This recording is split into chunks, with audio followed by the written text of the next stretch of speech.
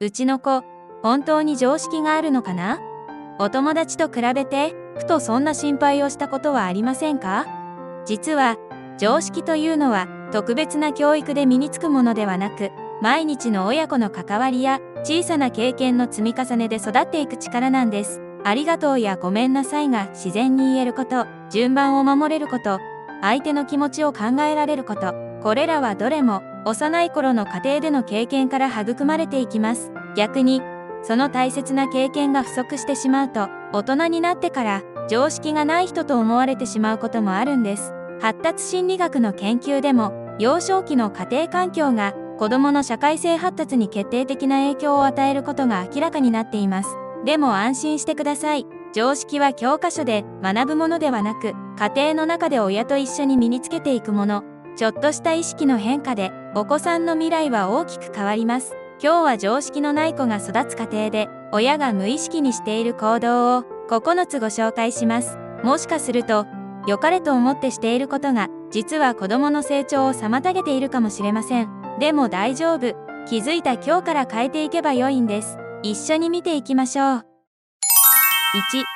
子供を一人前として扱っていない。まだ小さいから、親がやった方が早いし安心。こんな風に思って、つい何でも先回りしてやってあげてしまうことはありませんか？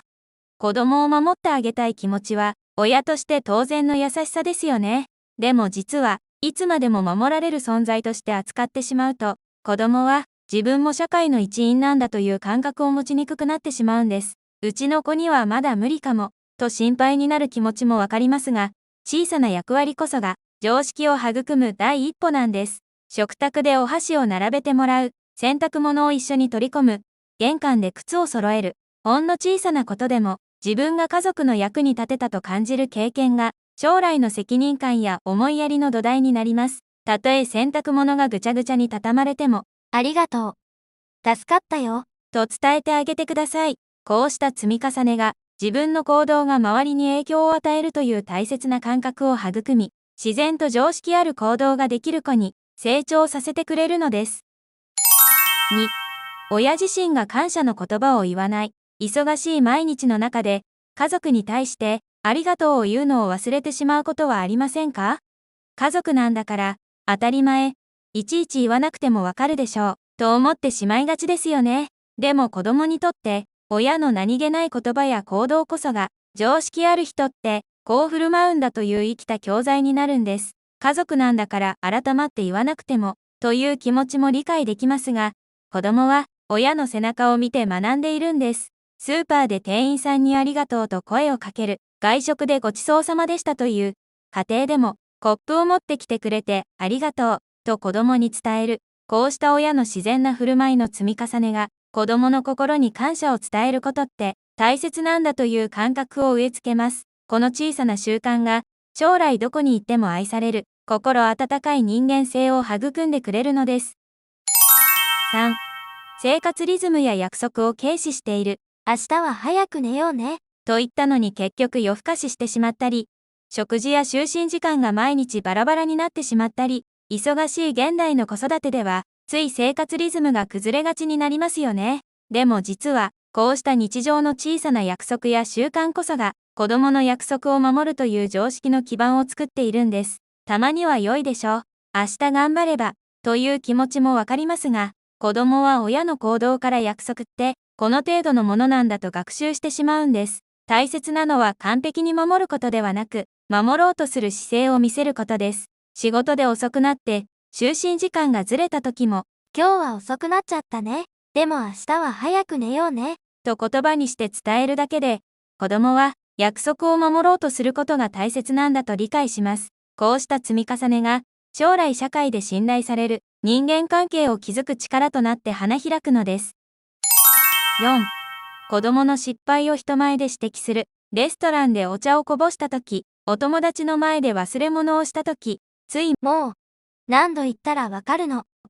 と声に出して叱ってしまうことはありませんか？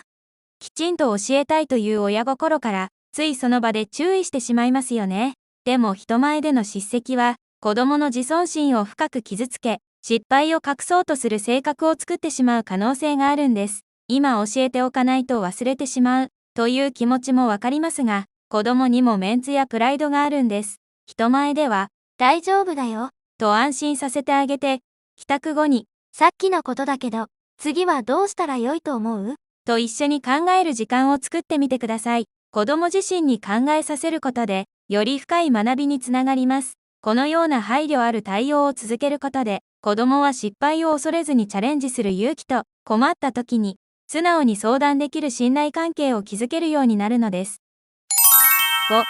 他の家庭や子供との比較を口にする。何々くんはもうできているのに、よその家はちゃんとしているのに。つい他と比較して、子供の向上心を刺激しようとしてしまうことはありませんか？子供にもっと頑張ってほしいという愛情からの言葉ですよね。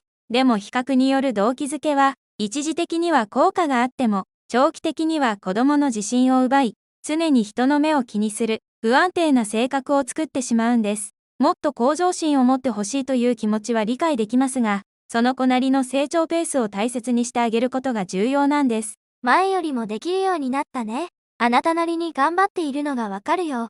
など、その子自身の成長に焦点を当てた声かけを心がけてみてください。他の子と違っていても、あなたにはあなたの良いところがあることを伝えてあげましょう。こうした関わりが、子供の心の中に確かな自信と他者を尊重する優しさを同時に育んでくれるのです。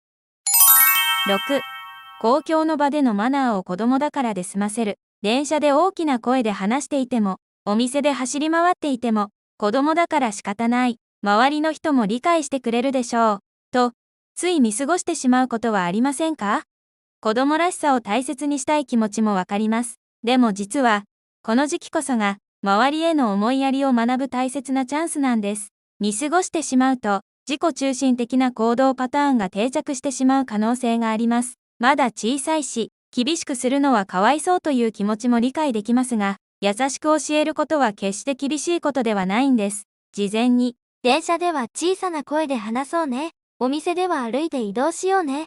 と約束し、できた時にはしっかりと褒めてあげましょう。難しい時は、一度外に出て、気持ちを整えてから戻ると良いですね。こうした経験の積み重ねが、自然と周囲への配慮ができる、どこに行っても愛される社会性を育んでくれるのです。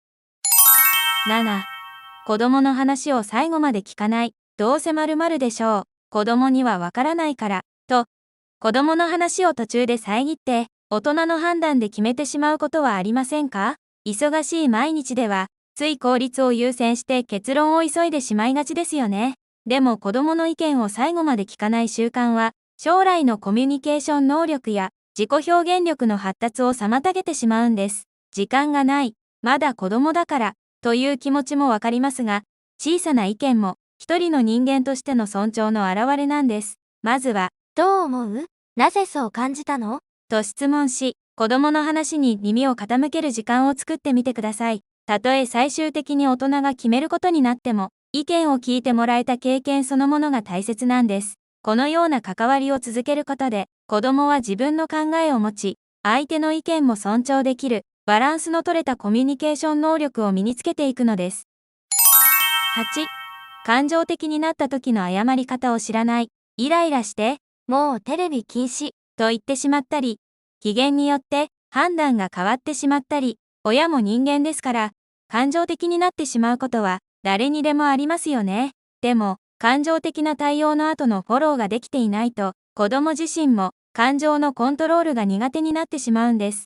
親として威厳を保ちたい、謝ったら甘く見られるかも、という気持ちも理解できますが、誠実さこそが真の信頼関係を築くんです。感情的になってしまった時は、落ち着いてから、さっきは感情的になってしまったね。お母さんも間違うことがあるんだ。ごめんね。と素直に謝ってみてください。そして改めて冷静に話し合いましょう。このような対応を見せることで、子供は間違いを認めることは恥ずかしいことじゃない。人間関係では、誠実さが一番大切、ということを学んでいくのです。9. 人との関わりを避けて、トラブルを先回りして避けてしまう。喧嘩になりそうだからやめなさい。トラブルにならないよう、先に準備しておこう。子供が困らないよう、つい先回りして、問題を避けてしまうことはありませんか？子供を守りたい気持ちは、親として自然な愛情ですよね。でも実は、小さなトラブルや意見のぶつかり合いこそが、子供が常識を学ぶ最高のチャンスなんです。揉め事は避けたい、平和に過ごしてほしい、という気持ちもわかりますが、人との違いを経験しないと、将来社会に出た時に困ってしまうかもしれません。公園で遊具の順番をめぐって揉めた時、すぐに、あなたが譲りなさい、と結論を出すのではなく、どうすればみんなが楽しく遊べると思う？と子供自身に考えさせてみてください。時間はかかっても、その経験が宝物になります。こうした関わりが、相手の気持ちを理解し、みんなが納得できる解決策を見つけられる、真の意味で、常識ある人間性を育んでくれるのです。最後に、今日お話しした9つのポイントに共通するのは、子供を一人の人格として尊重し、小さな経験を大切にするということです。どれも愛情から生まれる行動ですが、少し視点を変えるだけで、より豊かな人間性を育むことができるんです。完璧な親でいる必要はありません。うちの子大丈夫かなと心配になるのも自然なこと。でもその心配をきっかけに、今日から小さな習慣を一つ取り入れるだけで、お子さんの未来は確実に変わっていきます。このチャンネルでは、科学的根拠に基づいた子育て情報をお届けしています。この動画が役に立ったと思ったら、ぜひチャンネル登録といいねをお願いします。コメント欄での感想もお待ちしています。次回もお楽しみに。それでは、また次回の動画でお会いしましょう。